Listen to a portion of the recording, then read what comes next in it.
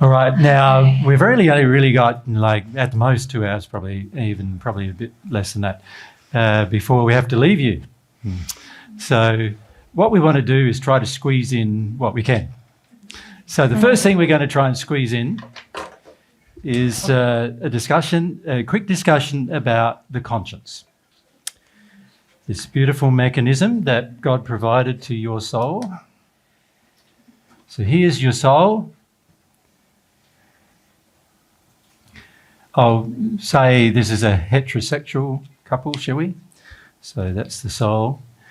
And obviously God, and we put God right up here.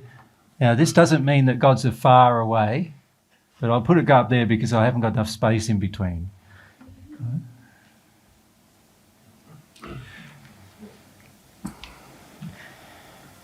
So it's really interesting that there's 2 mechanisms God provided to the human soul in which you can receive things from God. Now, one of those mechanisms God's constantly provided since the creation of humans. So it's not something that God has restricted in its operation, but something that's available to every human and has been available to every human for the entire of human's existence on this earth. And it also is available to every spirit. So it's available whether you're on earth or in the spirit world, because it's a soul-based quality. So it's something that is available no matter where you are. And that is this thing called the conscience.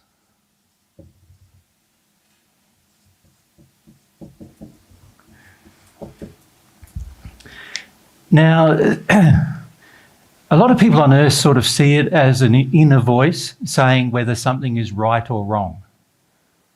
So you know how you feel like you're going to go ahead or you want to go ahead and do something, and you sort of feel or sense that, oh, maybe that thing isn't very good to do. All right? So I'm not talking something that's driven by fear. I'm not talking about something where you get afraid of it and so then you think it's a bad idea. But I'm talking about just this inner voice, sort of like a lot of people call it a gut feeling. I'm just going to stop this ringing that's occurring.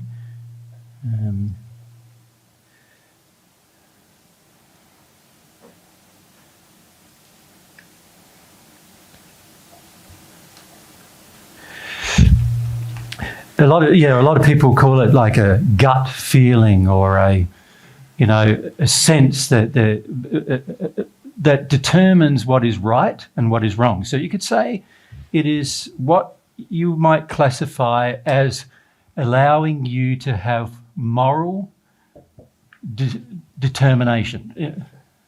Well, what's a better way of saying that? Morals are God's truth being shared with you about what's right and wrong, and the conscience is the operation from which allows you to receive God's ideas about what is moral. Right? Now, there is an operation in the soul. There's an actual function of your soul that God created that allows Him to share truth with you. It is, you could say, fortunately, or if you're mind dominant, you could say, unfortunately, only an operation of the soul. So it's not an operation of the mind. So, as we talked about on Saturday, as we become more mind dominant, we don't realise it, but in the end, we're also closing down this mechanism that allows God to share moral truth with you. So in other words, allows God to say to you, this is right and this is wrong. Now, God's always trying to share with all of her children whether the things they are doing are right or wrong. He's not going to control you after that.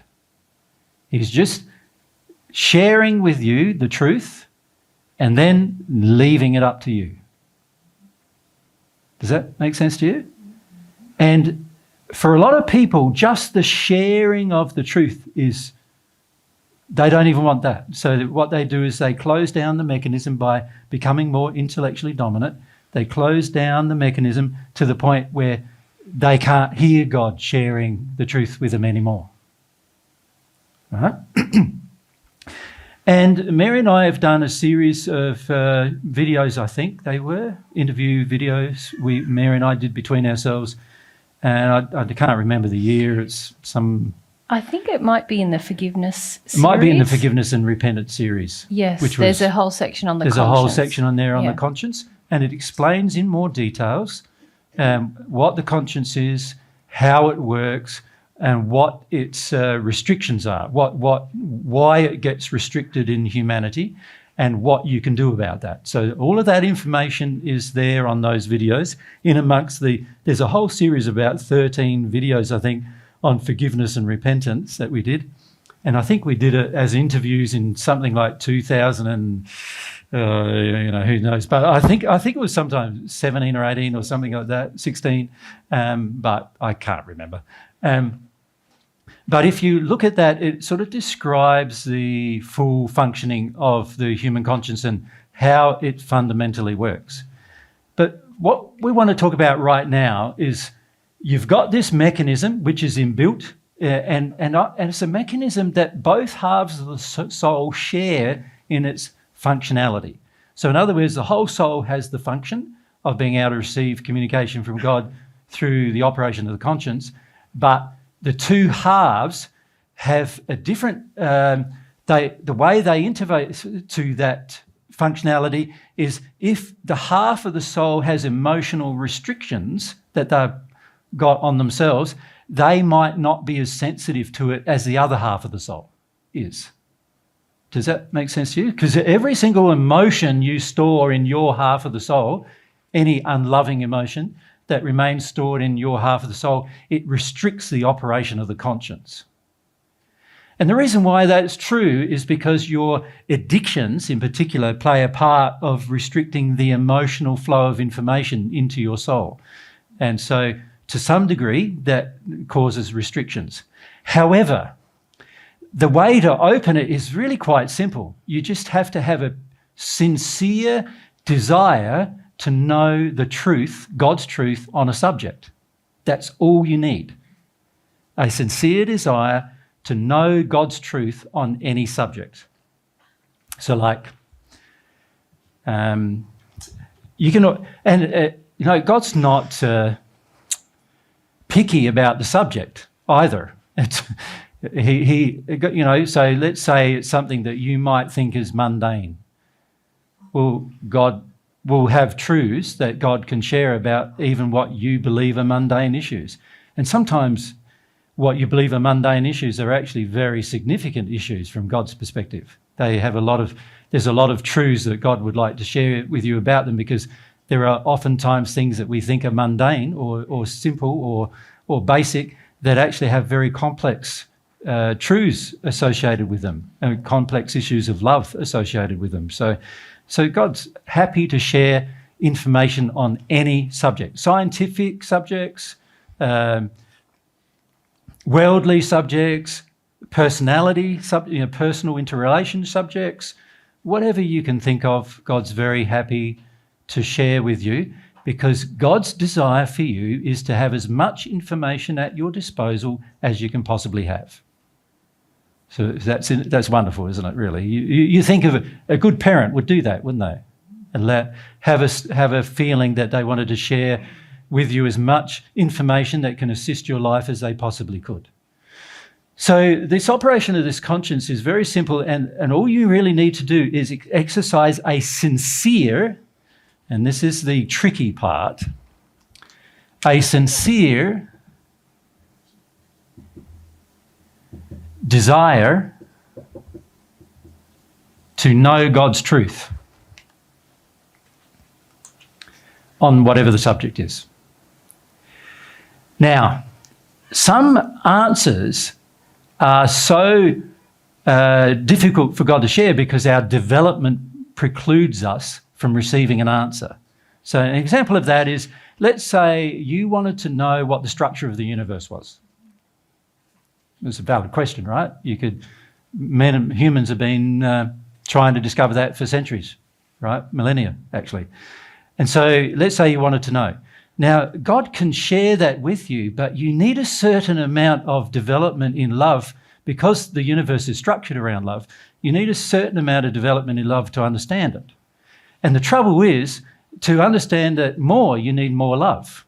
And when I say the trouble is, it means that the less love you actually have, the harder it's going to be to understand the answers.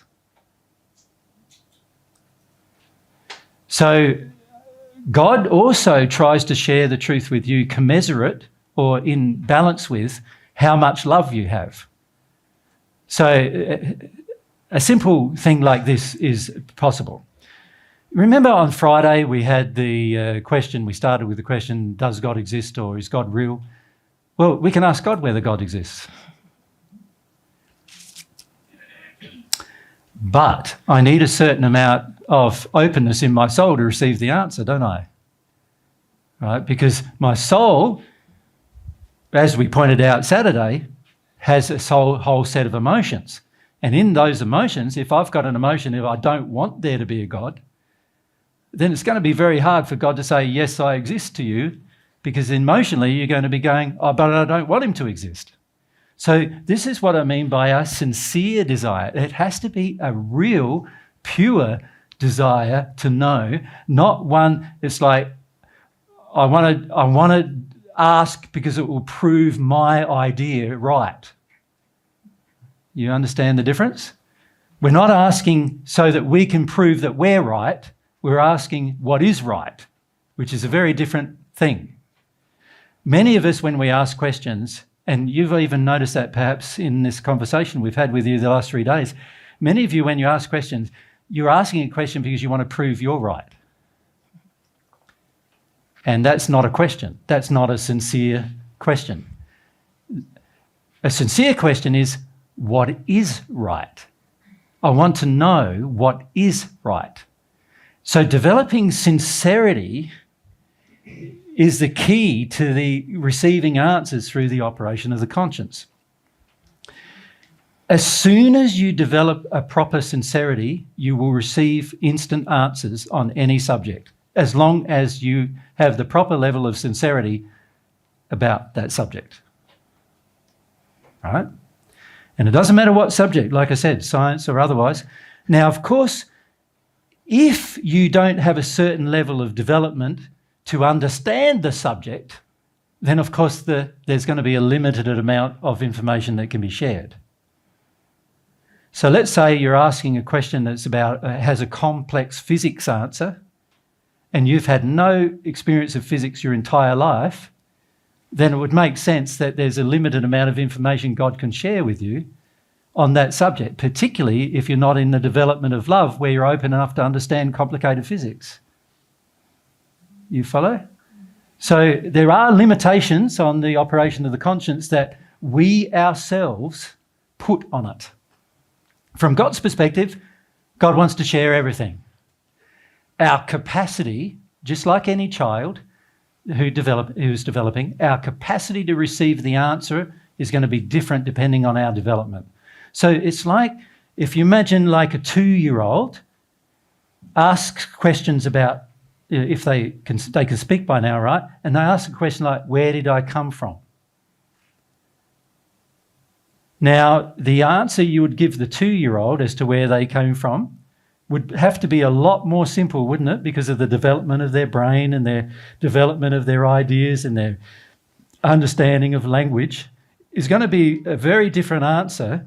You could give them the fundamental basics of an answer, like out of mum's tummy might be an answer, and you might give in that place. But, then you could say, but your soul, and if you could explain what a soul is, you might have to get it out on a picture on the diagram and you might have to say, here's your bodies and draw pictures and here's what your soul is. That soul came from God. So you could explain all that to a 2 or 3-year-old, you could, but you'd have to do it in a very, very basic manner, wouldn't you?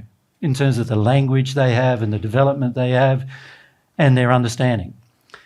Now, when that 2-year-old is now 14 years old, can you see, you can share a lot more information about it, can't you now, with them?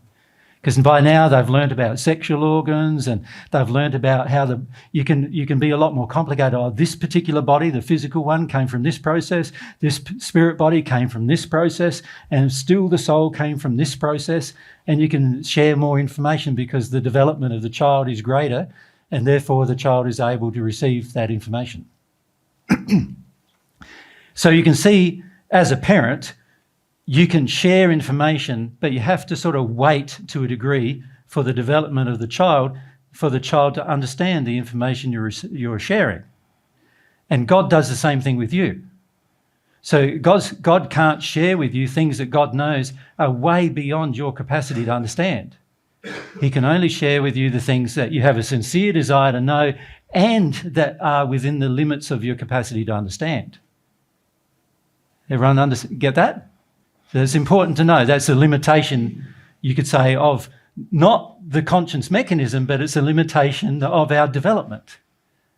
And when I say development, I mean not only our development in love or truth or any of those qualities, but also our maturity, our development in terms of our lifespan and our development in terms of our experience. All of those things are a part of our development.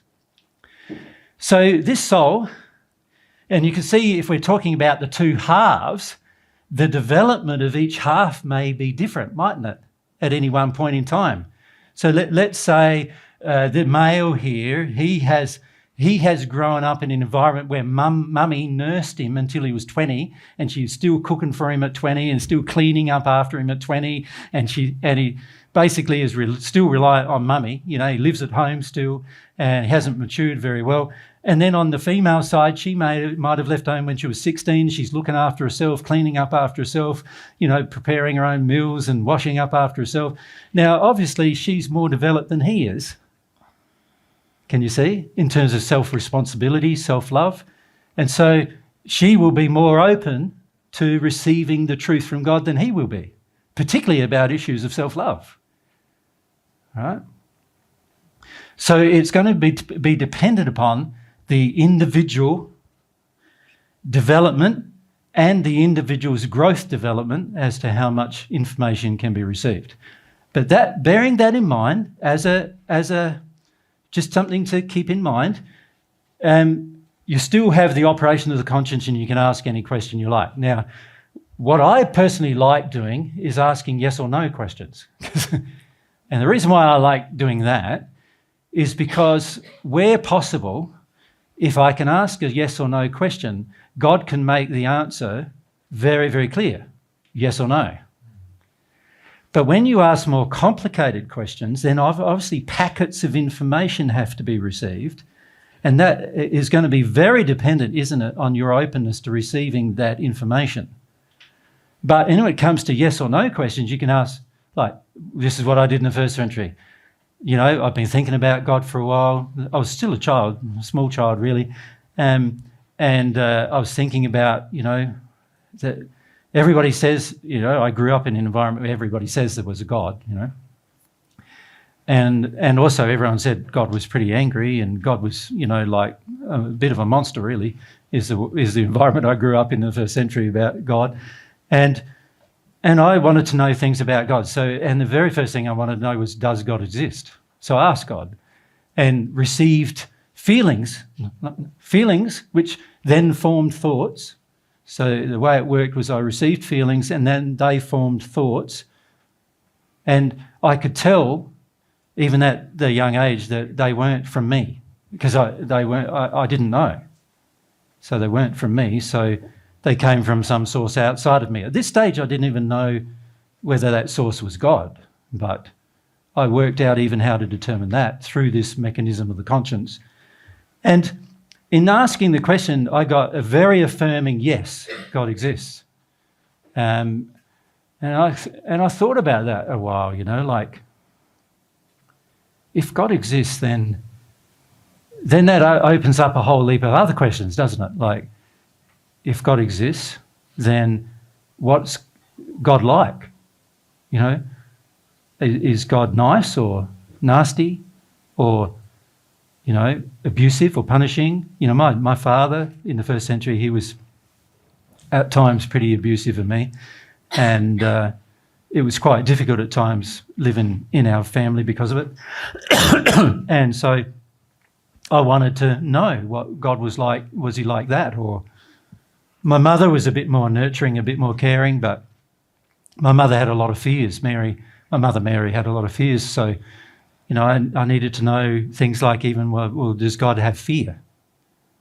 So I didn't know whether God would have fear or not. So I asked, and the more questions I asked, particularly the yes or no questions, the answers came pretty fast. And so it enabled me to have a sincere interaction. And then I started realising, everything I ask, there is a potential answer, and it's going to just depend upon a number of things about me and what I ask and how much developed I am to ask. So this really encouraged me to be really open-minded and open-hearted about what I ask as well. And that helped me a lot. I asked questions that eventually, I was asking questions when I was 6 or 7, and we used to go to synagogue, and obviously there would be a priest in the synagogue who would administer, the instructions of the day. And quite often I got to the stage now where I was asking questions that they haven't even asked because they felt there was no answer. See, part of the problem humanity has is we feel God's not going to share the truth, and so therefore we don't even think to ask. So that was an issue too. So once that happened, then I could start realising, well, there's so many things I could ask, man. It's like, if you make a list of all the things you'd really like to know about and you're really sincere about it, I think you'll find that there's literally hundreds of thousands of things probably you'd like to ask. And quite often you go down chains of thoughts by asking these things that bring up new questions, and you have to ask about that as well. So what I would like to encourage you to do is to start this process of developing a sincere desire to know the answer to issues and problems in your life. This is a way that you can begin developing a relationship with God, even if you haven't received love yet. Right? You can begin developing a relationship with God by asking these important questions and being sensitive enough to feel the responses. And then the key is to eventually become sensitive enough to know whether these responses are from within you or from outside of you. See, it's interesting with the conscience because many times you would like the answer to be what your addictions want, and yet you get an opposite answer. Right? And this is why people historically, many people have been fascinated by the conscience for this reason, because often the person's conscience tells them things they don't want to hear. And that's why humans in the past have tried to investigate the operation of the conscience, because oftentimes they wanted to hear something, they heard the opposite thing, so they wanted to hear something affirming, so let's say I'm with Mary, but I want to have an affair, and they want to hear, yeah, go ahead with the affair. Because the addiction says go ahead with the affair, so I want to hear that. But then what their conscience is saying, don't do it. Right? And so this has been very confusing for religious and even for people in, who are very interested in, philosophies such as evolutionary philosophies, because how is it that you hear something that's the opposite of what you want? It's a very confusing thing when people first consider it. But there is this conscience that God is sharing things with all of you, and so there are many times you're going to hear exactly the opposite of what you want to hear. And your sincerity will determine whether you actually do anything about that or not. And what I find is the more you hear that's the opposite of what you want to hear, the more you try to turn off the conscience. Right? Because once you hear something, you've then got another problem, and that is it bothers you if it's the opposite of what you want to hear. And it's a really tricky thing getting bothered all the time. I don't know if any of you have noticed that, when you do something that your conscience is saying is wrong, and then next day you worry about it, and quite often you have bad dreams about it, and you get sleepless nights about it, and this is your conscience bothering you. And the reason why it bothers you is now that you've heard it, it's so hard to unhear it, isn't it? Right? So this is the beauty of the conscience, so is you can hear the information, and then God just leaves it up to you as to what you're going to do about it. Right? So when I first asked God, does God exist? God didn't go, yes, I exist, and you can have a relationship with me, and you can, that's not what I heard. What I heard was, yes, I exist. And then I had to ponder about, okay, if God exists, then what if I can have a relationship with God? That would be good. If God exists and God could tell me things, that would be good. So I started asking questions. Do you want to tell me things? Yes. Okay. What do I need to do now? Is work out what things I want to hear about. What do I want to, what truths do I want to hear? So that caused me to go, okay, what about, is God going to share things? Can God share things with me? Like, yes. Okay. Can you see it's like the more yes or no questions I asked, it led to more yes or no questions. and then in the process of doing that, it was like yes, no, yes, no, yes, no, led me down a labyrinth, if you like, of to the point where I got to the point of saying, is there something unique in you that I can receive that no one's ever received? And the answer to that question was yes. So this got me wondering, what is that thing? What is that thing that I could receive that no one's ever received on earth, like on this earth? And I was, that was like months of just thinking about it and, what is it? What would it be? And then I started looking at happiness on earth, and I started questioning when people are happy and when they're unhappy, and I started realising that love seemed to be the thing that made people happy. And then I was thinking about, but nobody seems to be happy with God. They're all terrified of God, and they're all, if not upset with God, they're in a conflict with God a lot. And then I started wondering whether it's love from God that is the thing. So I ask. And that's the first time I received God's love. And, a big feeling for me, receiving it right in that moment. That was the first time that I had a conscious awareness. And now I later learned from God that I'd already received some, and I didn't really know. But that was the first time that I received some and I knew what it was that I was receiving. And that just had a huge effect on me. It still does when I think about it now, Had a huge effect on me because it caused me to realise, there's this... And with the love came other feelings too, like approval sort of feelings. Like, this is the direction you need to take type of feelings. And this helped me even determine what my desire in life was and everything. And I didn't know at the time that I would be the very first person that I was now. I knew I was the very first person to receive it, but I didn't know the significance of that either at that time. I was just happy that I'd received it. So, and what that did is it allowed me then to go, can I receive more? Yes, and how does the mechanism of it all work? Now I'm starting to ask non-yes or no questions, and I'd say actually receiving now packets of information. This is how it works.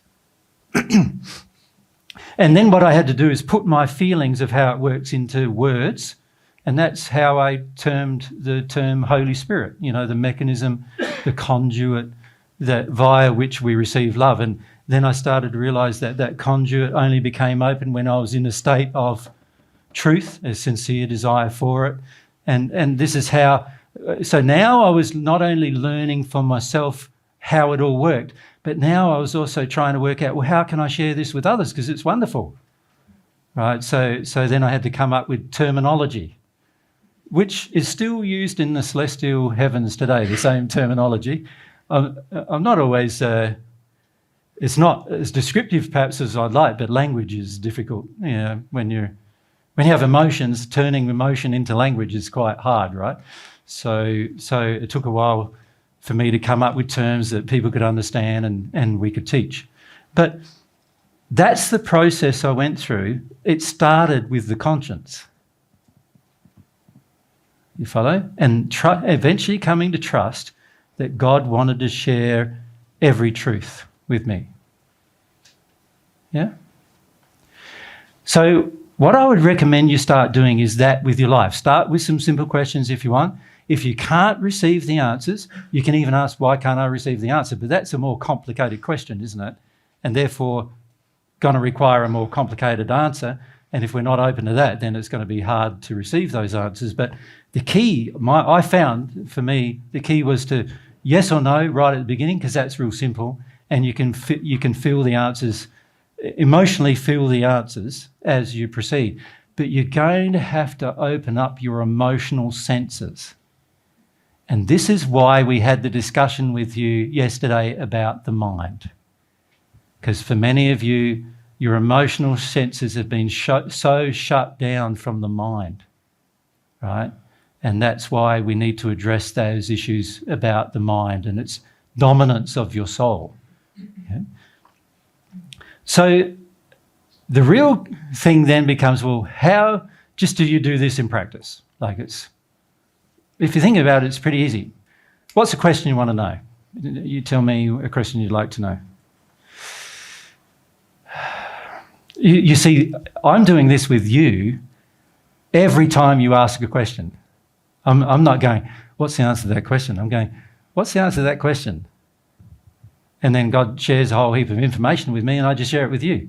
That's why everything I say to you is off the top of my head, as people would probably be aware, right? It's not like I've thought about it for centuries beforehand or hours beforehand. I'm thinking, what is it Evo would like to know about? I try to work out that and then come up with what Evo wants to know about. When Evo asks a question, I ask God, well, what's the answer? And there's the answer. So I tell Evo. Does that make sense? It's like, and then I also know the answer for myself too, because sometimes I haven't even thought about what you're asking. Sometimes I've given it no thought at all. And so you ask a question, I'm going, well, yeah, never thought about that, but here's the answer. Do you know what I mean? And this is what you're able to do when you're connected to God. Like God wants to share truth with you. And I know there are some things you want to know that I haven't asked about. You know? But the beauty of being connected to God is if you ask it, I can answer it. That's good. And you can too. That's good too. So what do you want to know about right now? Anything come up? Let's go. Yeah. Yep. You always talk about humans on different planets and stuff. And I almost always say this planet. So I was curious, are there more planets? Are there more human civilizations out there? Just a quick question. Is there other human civilizations on other planets? Yeah. Is there other civilizations on other planets? Is that the question? Okay. So now we're going to have to be sincere. Do you really want to know that? How many of you are totally bored with that subject? Be honest. Yeah, you're not going to get an answer, right? Simple as that. But those people who are interested. Who are you interested in that subject? Right, really interested. You've got to be really interested. Okay, so you're really interested in that subject. Okay, so if you're totally bored with the subject, it's pointless even trying, right? If you're really interested in that subject, how do you develop a sincere desire to know the answer? Like, can you see you have to formulate the question for yourself, emotionally, formulate the question, feel, okay, why do you want to know? So can you answer that question, why you want to know? I guess I'm looking for like stuff like purpose. What is the reason? Okay, so really it's a poor motive. Can you see why? It's a poor motive because I'm not sincerely wanting to know. I want to know for my own sake, which is a selfish desire to know. So you're hoping that the answer will provide you some significant motivation for your life in terms of your life's purpose. And that's not going to be the result of this answer. Does that make sense to you? Yep. So this is where we have to be sincere, right? We have to really find out, why is it I want to know that? Now, the reality is, maybe I shouldn't tell you the reality. You should ask God what the reality is first, probably. And then we'll talk about it a bit more about that one subject. But let's first just go through the process of asking, right? So who of you felt you were sincere and you really want to know? Can you see now it's like 5 of us who really want to know? And you can see why, can't you? Because a lot of times it's because we have these ulterior motives in our questions. And so what I did, if I noticed any ulterior motive, and particularly this is what I do now that I still carry some sin, which I didn't do in the first century, but what I wanted to know, I've got to be really honest about whether I'm really sincere about knowing or not. And the very first thing is I try to, am I sincere? Yes or no? You can be sincere about asking whether you're sincere. Does that make sense? And God can even tell you whether you're being sincere in the moment. Right? So the very first thing I would do if I felt, I'm a bit suspicious, whether I'm sincere or not, I would ask God whether I am sincere, and God would say, when you receive a yes from God, it's usually a confirming emotional response. When you receive no, it's like nothing. Just nothing. No, like you don't get anything. Because if God gave you a response, then you'd think yes. But so there's nothing that comes from God. So when there's nothing coming from God, I know the answer is no. Does that make sense to you? If nothing's coming from God, I know there's 1 or 2 reasons why. One reason why is because of my development, or the other one is no. And I just mostly assume no and go from there. Let me continue. So let's ask the question. Those of you who ended up being sincere, have we analysed that? Yep, sincere about it. And you really want to know just for the sake of knowing. Yeah? That's what it's about, knowing for the sake of knowing. Not knowing for selfish reasons, but knowing for the sake of knowing. Now, once you know, it may change your future decisions, of course. But to be sincere, you have to just want to know for the sake of knowing. Yeah? Know the truth because you want the truth. That's it. So what's the answer? What's God's answer? God will give the answer straight away. What do you feel, those of you who want to know, what do you feel is the answer to that question? Is there human life on other planets? What's the answer? So of those of you who wanted to know, how many of you think yes? And how many of you think no? Okay. So you got your answer. And people see, when you say that, people say, but that's surely not how it works. Like it's too simple. It doesn't make any sense. And what if you really wanted to think that there was when, well, you get no answer.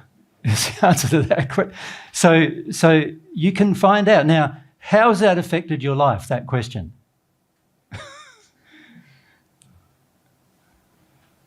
Can you see it's hardly affected your life at all? Isn't that true? It's like, okay, now I know that. Well, what do I do with knowing that, right? And so, to my mind, there are some questions that are like, well, once you know that, so what? And then there's other questions like that is a very significant thing to know for my life right now. Very significant to know right now these particular things. So put some priority system into it and some thought into it. God likes you being, passionate about a thing, but also think about things a bit logically as well. This is where you can use your mind, and you can say, well, once I know that, how does that affect me? Well, if you were a scientist, you may want to find out how to discover and prove there is human life on other planets. You may even want to know where they are in the universe, in the so-called universe that we on this earth think we know about so far. You might want to know that, so that you can direct your telescope in that direction. Your radio telescope that can hear and receive beams of radio information. You might want to put that out there. So you might be a scientist and you're really passionate about the idea, and you go, well, there's this whole 360 degrees in a 3D version of a thing that I can point my telescope. Where do I point it? And if you want to know, then God can tell you, point it in this direction. Of course, it might not help you, because on this earth, one other question I asked God when I asked God that question was, are we in an advanced enough state of civilization to communicate with those other earths? That's one of the questions I asked. And the answer to that was no. So if I wanted to build a telescope, I wouldn't bother doing it for that purpose, because we're not in an advanced enough state as a civilization to properly receive and properly process and deal with the answer to that question. So God's told me that. Now, we might be in the future, I don't know. I don't know when that will be. It might be in 20 years' time. If everybody received God's love to the point of at one moment, there'd be no danger to you as a society then, would there? Knowing there'd be no dangers to the other society when you started trying to communicate with them. Right? So God's considering these things, of course, and God doesn't want this society to influence the other society in a negative manner when they already have their own problems. So one of the questions I did ask is, what are the problems of those societies? The answer to that's pretty clear too. Same as yours. Same as this society. And that, if you think about it, makes a lot of sense. But you can see that if these two societies that have got current fundamental problems got together, you can see the problems might even be worse as a result of that. And of course, God's not going to encourage that process. Even if humans decide to do it, God's not going to encourage it, because it's out of harmony with love.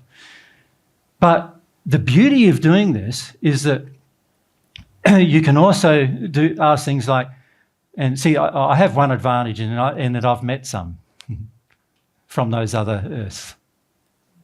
Yeah, in our union state, there's actually other people like myself in those places who also entered the union state, and we've managed to talk. Fascinating talk, because we've got very similar emotions.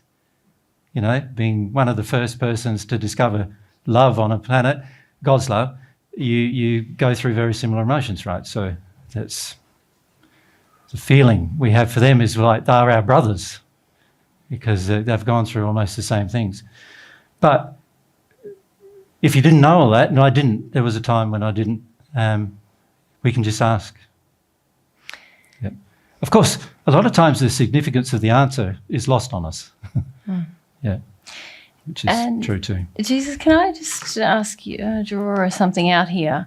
Because you said you ask questions, and if you get nothing, you think it's a no. Yeah, I assume it's no. Yeah.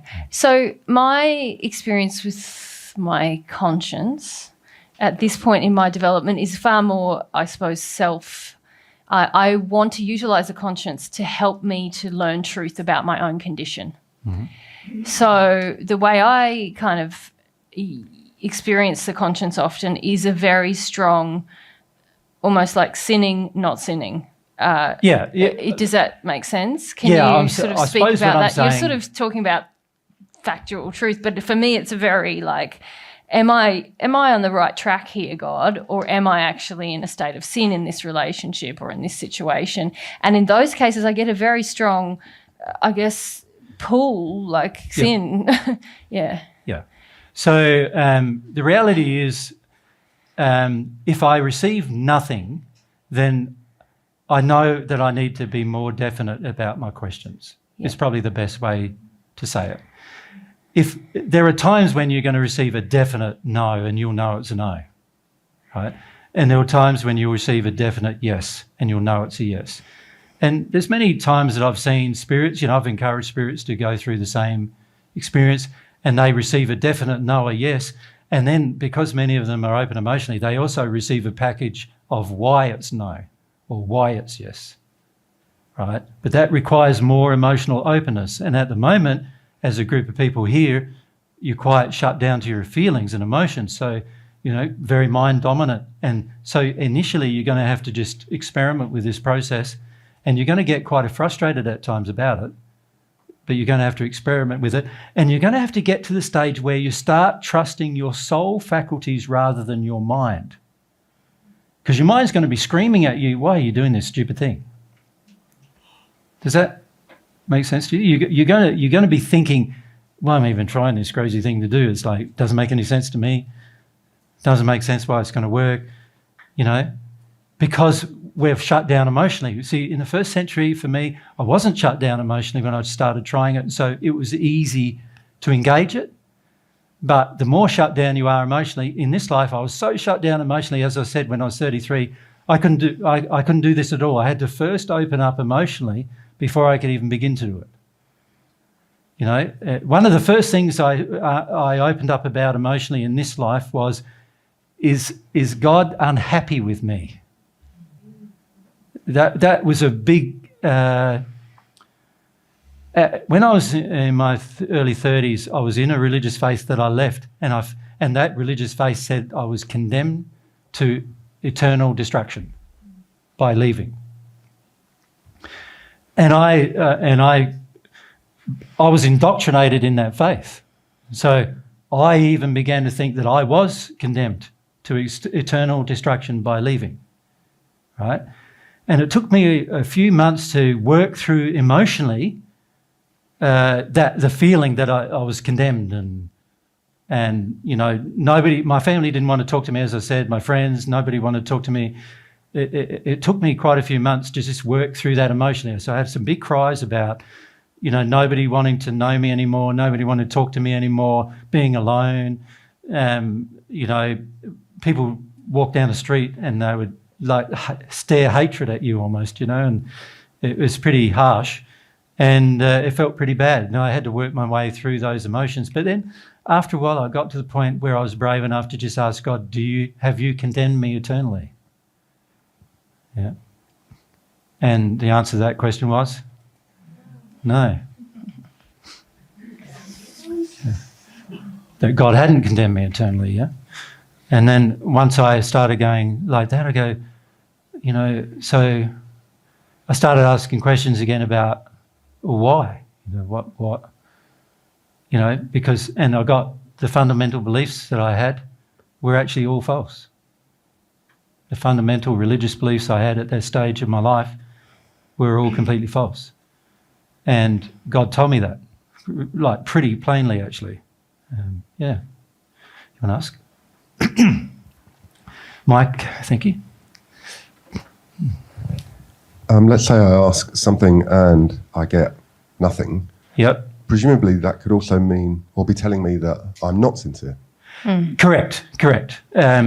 Obviously, for this to work, for yes, no, or even just sometimes you receive an answer, but it's sort of like you need to ask more questions, answer.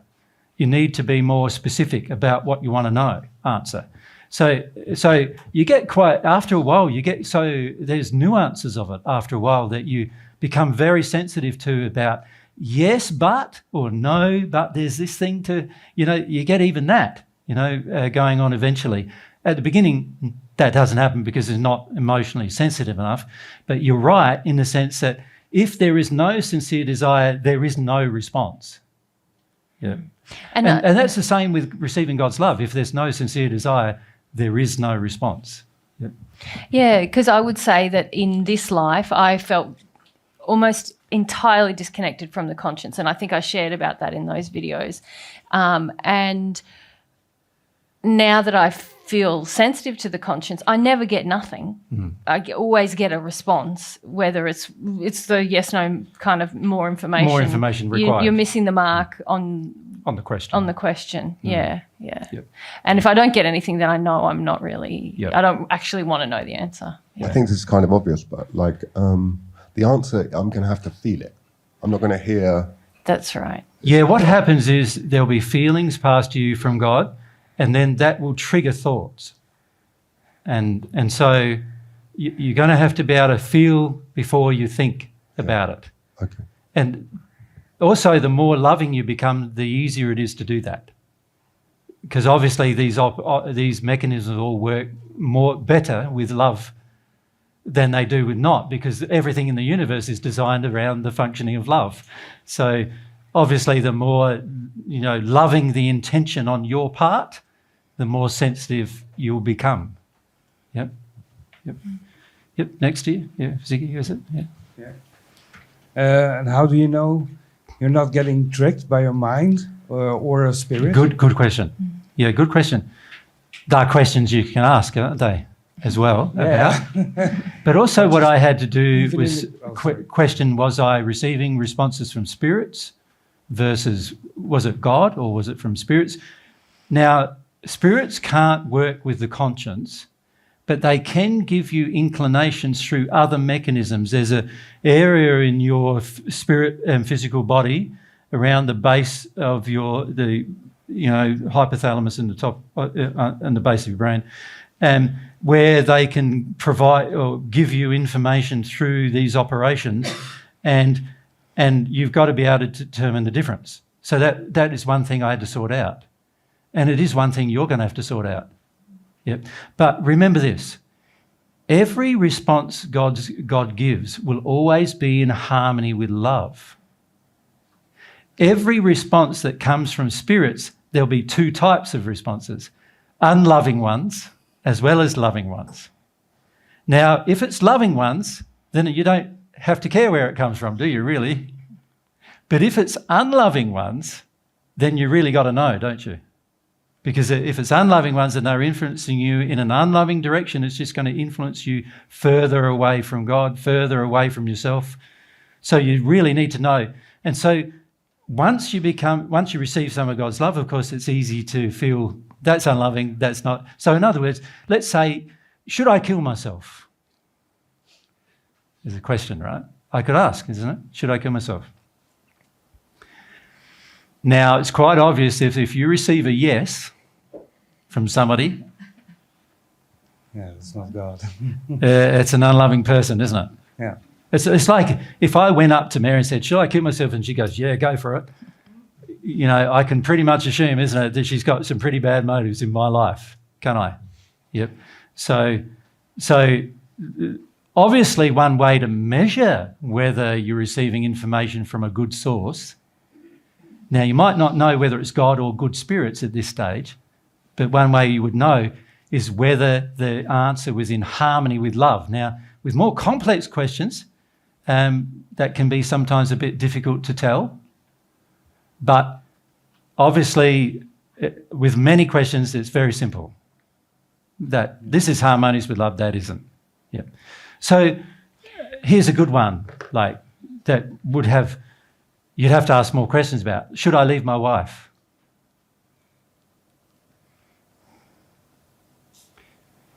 Yeah. It's an interesting question, isn't it? Yeah. Yeah. The very first thing when I asked that question, should a man leave his wife, was God said to me, through the conscience said to me, define wife. Exactly.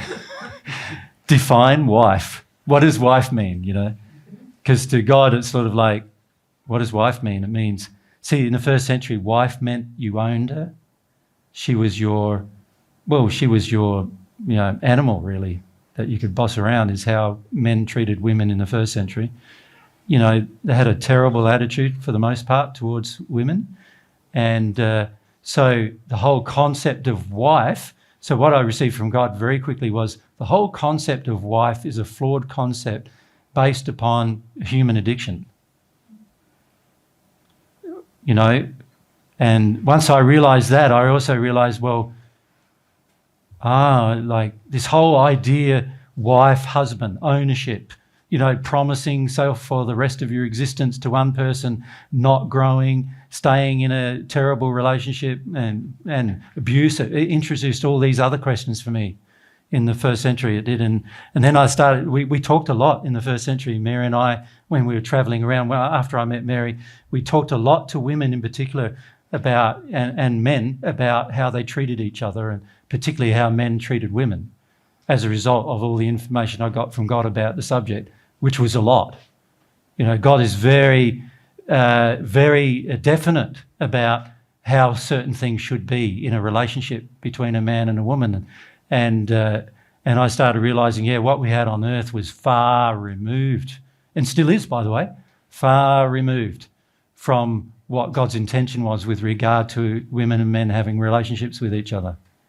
Yeah, human relationships. So, this is the beauty of asking, is you get all this information, and it's personal, but it's also like applies to everyone as well, because it's truth. Truth applies to everybody, not just to me. Yeah. I think the biggest challenge is differentiating the conscience, the true conscience, from the familial beliefs you grew up in.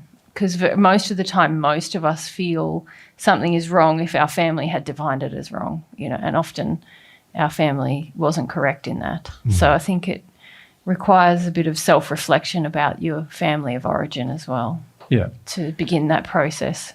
Becoming sensitive emotionally to that family helps to differentiate, doesn't it? Yeah. When you grow up in a family, really mum and dad are your gods for a while. That's how it sort of turns, unless they've educated you that there is a God above them and that they are subjects of God, if you like, creations of God, then you will grow up believing that your mum and dad are really the arbiter, the controller of your life. And for a certain period of time, you will believe that, probably up until your teenage years for many. And then after that, they start challenging that as a concept. But while you believe that, and you're going to take on a lot of beliefs of your family, and you've got to stop treating your family's ideas and concepts as if they're right, because frequently they're not. So, and I had to do that in the first century as well. I realised at quite a young age, for me, that my family was way out of line when it comes to God's ideas of what a family should be. Yeah. Else? What if you receive a loving answer and it's not God, it's a loving spirit? Well, it's still okay to follow, isn't it? Yeah, because it's loving. Yeah. Yeah. So if you don't know either way whether it's God or a spirit, if you can measure that it's in harmony with love, in harmony with truth, in harmony with you being humble, then it's most likely going to be correct, and maybe you just need to ask more questions, before you make a decision about it. But at least you would be on the right track. Yeah. See, if it's blatantly unloving, then you're instantly on the wrong track. And this is where people who are quite psychotic are in a place that's not good, because what happens is that psychosis, a lot of it is caused by spirit influence. And so what happens is these spirits are telling the people, do this, do that, what's called schizophrenia and other things like that. Do this, do that. And a lot of things of what the spirits tell them to do is really bad for themselves or bad for others, right? And it's really obvious, but a lot of the spirits claim they're God telling them to do it. You see? And if the person on earth sort of believes, I've got a special relationship with God and God's telling me to kill you, that's pretty bad, isn't it? Yeah. Yeah. So, and it's pretty obvious that because it's impinging another person's free will, in other words, restricting another person's free will, they're not making a choice. Even if restricting another person's free will, I'm obviously by restricting your will, I'm out of harmony with God's love. So it's quite obvious that it's not loving, but unfortunately to the people who have this kind of psychosis, it's not obvious, but it should be obvious to everybody else, you know. And that's why most people who claim to be Jesus are in mental asylums. Isn't it? Yeah. Because you can see they are choosing to do unloving things to lots of people, including themselves frequently, and that's why they're there. And that's why I'm not there. Does that make sense?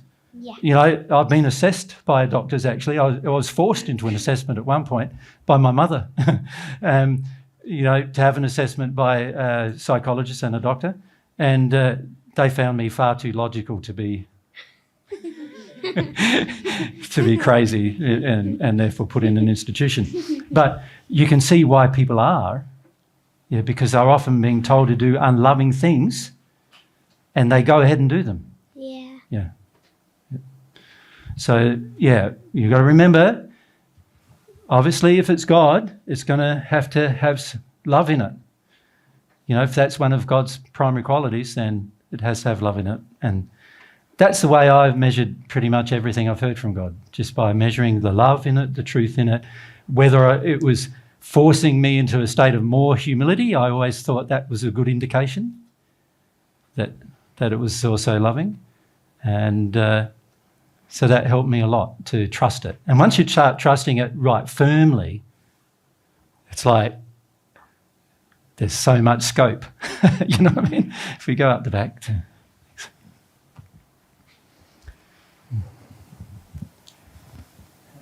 It's something I've tried a lot, asking question, and I would at times receive answer, but some of these answers might mislead me as well.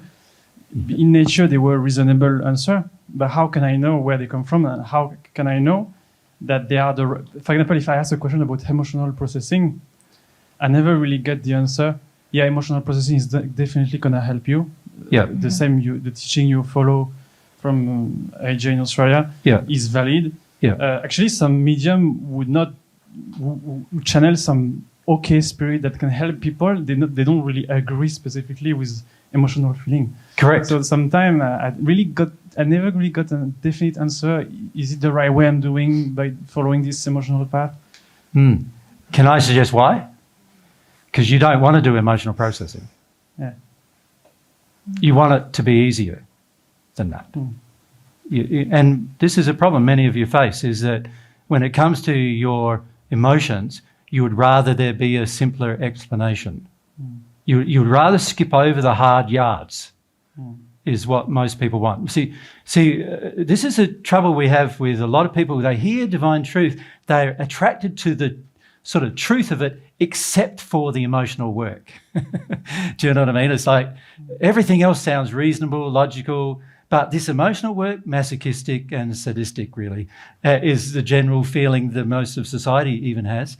And so what we end up doing is we hear we need to do the work, but we don't want to hear it, so we go, there must be another explanation. So we go seeking for more explanations, which is what actually you've done. You've gone, you know, let's go to a medium and see what they say. Let's find another spirit, see what they say. Oh, there's a whole bunch of spirits who say you don't need to do it. So should I follow them? And, you know, and there are a whole bunch of spirits in the spirit world who are terrified of doing it. There are. And they will come to you and you don't have to do it because they want to feel they don't have to do it either. And so they'll tell you these things. And obviously none of this is coming from God. If what I'm sharing with you is from God, then obviously it's contrary. And if it was from God, it wouldn't be contrary. So God has fixed laws, fixed principles. God is consistent. So anything contrary, there must be one thing wrong with one or the other or both, right? And that's something you have to determine. But this is where sincerity comes down. We have to see our motive for the way or what we're asking. And for many of you currently, or up until now, your motive has to be to skip over the things that are hard. It's a very common human motive. And the reality on earth is that most of us want to do it. And the more comfortable a life we've had on earth, the more we want to do it. Right? And the more, by the way, you've been mummied by your mother, the more you want to do it. The more you want there to be an easy answer, right? If you think about it, in a logical sense though, if I'm carrying around, and this is something I worked out too, is that God's answers are in harmony with logic. If I am carrying around in myself somewhere, I don't know whether I've got a soul or not at this stage, but let's say in myself I can feel I've got anger, I've got resistance, I've got, sadness, I've got these different emotions. And if I'm carrying them around within myself, can you see what's going to let them leave? What's going to get them to leave me?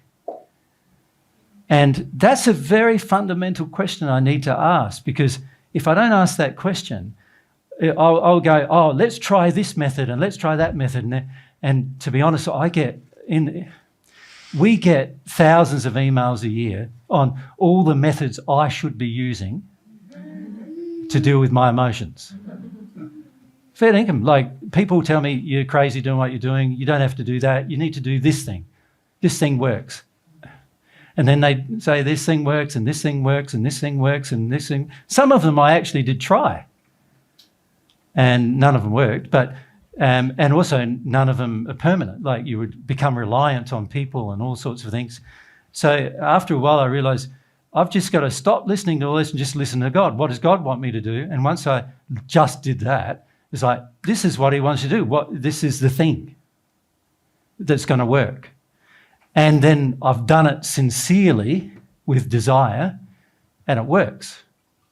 So I am a significantly different person than I was when I started this process, because it works, not for any other reason. And the more I got told from God, this is my way, and God has told me this is his way. This is the way to clear sin, right? Once I know that, and I was told that in the first century, but I didn't have any sin to clear, so it wasn't very significant to me. In this century, I've had a lot of sin to clear, so it's been really significant to me to understand it and know that. And once I've known that and can feel that and tried it and it works, I realise, yeah, it works every time I'm sincere. It works every time. Now, there are a whole bunch of sixth-sphere spirits who are very well developed who don't agree. I've had communication with them for nearly 2,000 years about their disagreement. And they are sharing with people on earth that you don't need to do it. They are. And they're not in a bad condition in the sense that they're in the sixth sphere. They're in the condition of perfect natural love, so not in a bad condition. But none of them are one with God. Not a single one. Every person who's ever become at one with God has to do what I'm telling you to do. Right? Now, you might not trust that at this point, and that's fine. I got no problem with that. I do. Some I've heard also that your way one time was the fast way, I guess. So it makes sense actually. So. Sorry, I missed that. What did you say? I mean, one time I think I've heard that your way was the fast way. The fast way. Yeah. But a few weeks later, maybe another advice was more general advice and was not saying to me, yeah, do this. So. That's right. Because, see, you've got to remember that most people who are spirits who might come and share information with you, a lot of them have their own agendas. And I don't have an agenda with you. I'm just telling you, this is what God has got me to do. I've had to do it. You're going to have to do it. Everybody I know had to do it in order to reach the celestial kingdom. Everybody I know had to do it. So there is no other way. In fact, in the first century, I said the way the entering into the gate of heaven, the celestial heavens, was narrow. It's a narrow way leading to life, but narrow way. God defines this is the way. Just this little way you go, that has to be the way. And I also said in the first century that there's this broad way which leads to everything else. In the Bible, they now change that interpretation, say the broad way leads to destruction, which is not what I said. But it is this broad way, this broad road, which the average person on earth will take. because it's the way of compensation. It works until the sixth sphere, and lots of people take that. And so I'm not saying don't do that. I'm just saying, why do that? When you can have a relationship with God and progress infinitely, why would you choose to not have a relationship with God and be stagnant in the sixth sphere eventually? Now, many of you at the moment don't understand the significance of what it means to be stagnant in the sixth sphere because you've never visited the celestial heavens. Right? And so you don't understand the significance of the difference. But trust me, it's so wide as to be almost two completely different places, where one is full of bliss and the other one is very limited. And so, but again, it's something you can experiment with and try. So the problem for many, though, is when it comes to asking questions about your emotional work, most of the time we're asking them because we don't want to do it. And it is hard. So I'm not suggesting emotional work is easy. It is hard. It does require diligence, and it does require trust in God, in God's way. It does require that, which I think is actually good. but some people don't, obviously. But if you can just bear in mind that if you get a wide variety of answers, which is really the principle of your question, if you get a wide variety of answers, then obviously more investigation is required.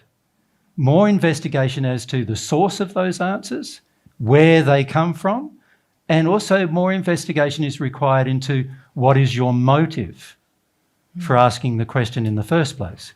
Because remember, every time you have a sincere desire and the question is directed at God specifically, God will respond with a clear answer. So if I get a wide variety of answers and they're all different, then it either means my desire was not sincere for whatever reason, and in the case of emotions, it's probably because I don't want to feel them, or I have not yet got enough desire to know what the answer will be.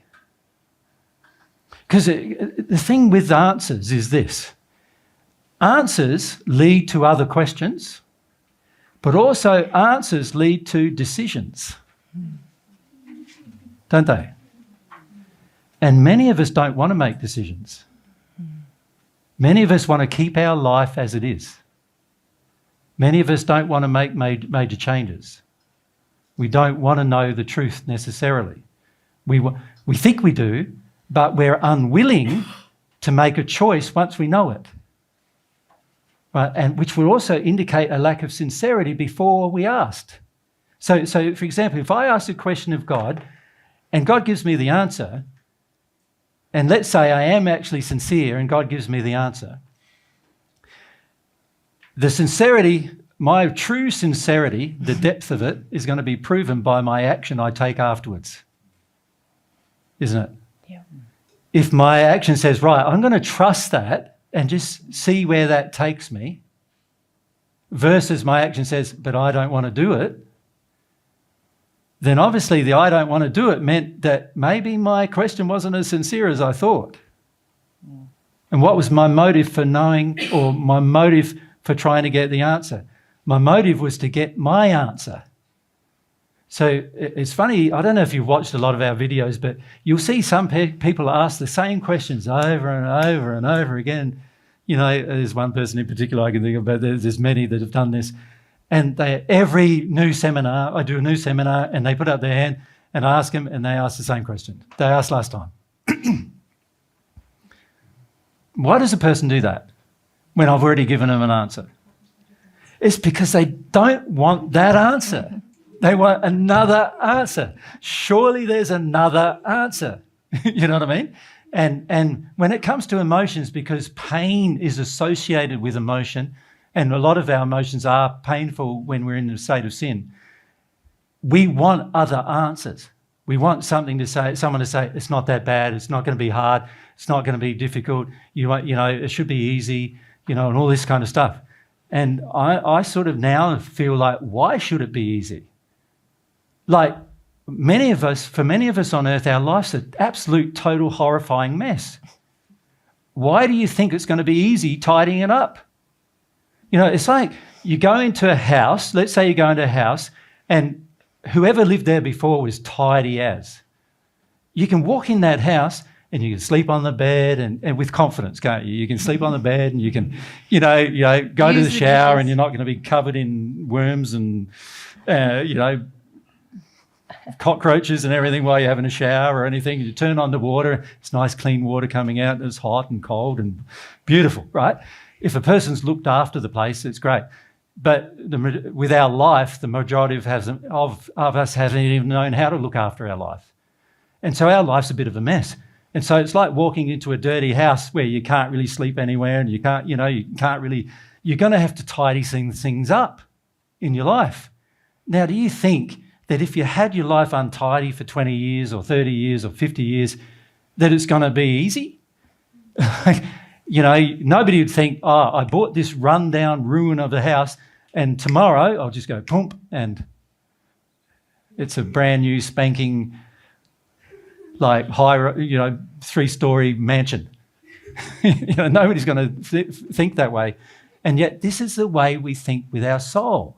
We think we can go through all these negative processes, right, in our course of our life and engage a lot of sin. And a lot of it is mistaken, I know, but we still engaged it and we were taught to engage it and everything. And we think that after all that mess has happened, that it's going to require just a little tiny 1 month or a few days of sitting down with somebody, some counsellor or some person who waves his hand over my head or over my chest or, some kind of Reiki or whatever, and it's going to instantly cure me from that entire career of sin.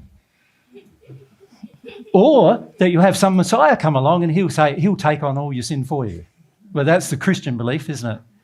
Some Messiah will come along and he'll take away all your sin and then, his blood pays for all your sin. And but most of us don't realise it, but we have an extension of that concept because we want simple solutions. But we've got very complicated sins. We've made them complicated through our life. They're going to take some sincerity, desire and time, particularly time, to cure. Yeah. And you need to bear that in mind. So these people who suggest to you that there's a simple answer to some of your problems, well, some of them might be quite simple if they're minor problems, but if they're major problems, there's going to be some pretty hard emotions to feel. And I'm not glossing over that with you. You know what I mean? I'm not saying, oh no, there's these other ways that are a lot easier. I know there isn't. Yeah. I know there's no other way. So that's what I'd encourage you to consider. From a logical perspective, who's being more honest with you? Somebody who says, all of your problems that you've had all your life are going to disappear in an instant or you don't even have to worry about them. Or someone who's saying, no, you're going to have to worry about them and you're going to have to deal with them. Who's probably more honest with you? It seems that many of these mediums, they just do the job until you start feeling. They say that the job is done, basically. And when you start feeling, you're not supposed to stay in the feeling. Correct. This is often what we hear. As soon as you have the intellectual connection of the error, just a teeny bit of feeling, and then you're not supposed to stay in the feeling. This is what often comes. How have you done that? Did it work? Me, I tried your way actually. So, I thought I was trying, but I have heard many saying this, and like you said, we can only access quite not very advanced spirits. So they're telling you their truth, and I'm telling you God's truth. Yeah, so That's why why it's access different. the spirit you can access.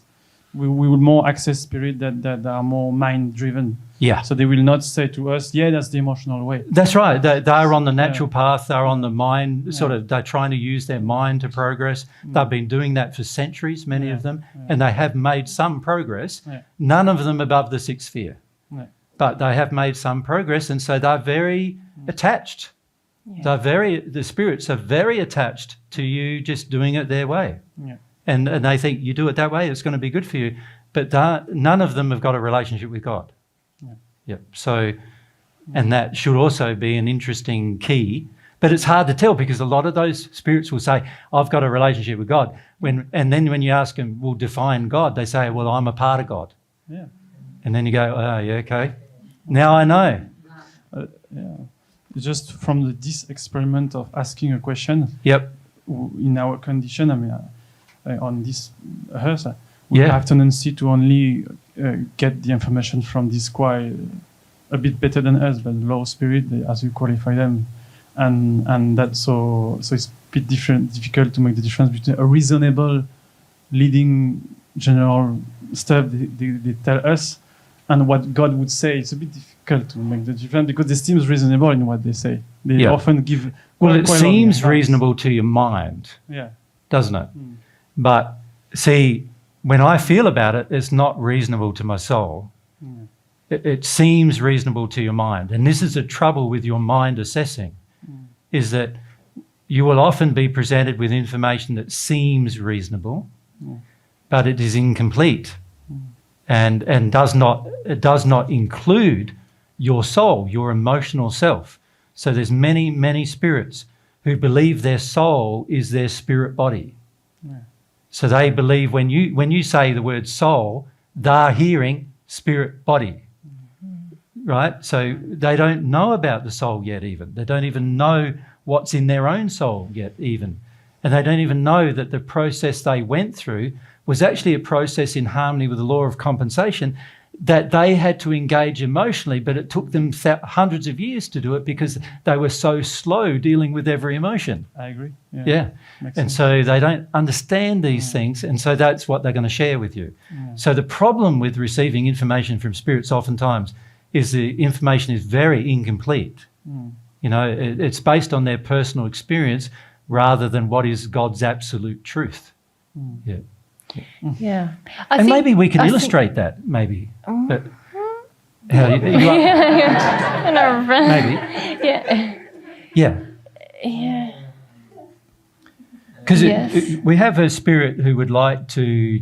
There's two spirits, actually. There's two spirits. Well, it's a whole. There's so many spirits, but anyway. Yeah, we have some spirits who would like to talk to you about their experience. So, you up to doing it?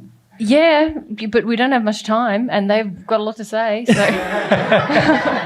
Well, we'll see how we go, and I don't- hopefully also we get the chance to answer some ask them some questions, right? So let's bring this over a bit so it's more central, so everybody can see. sort of thought we'd run out of time. Okay.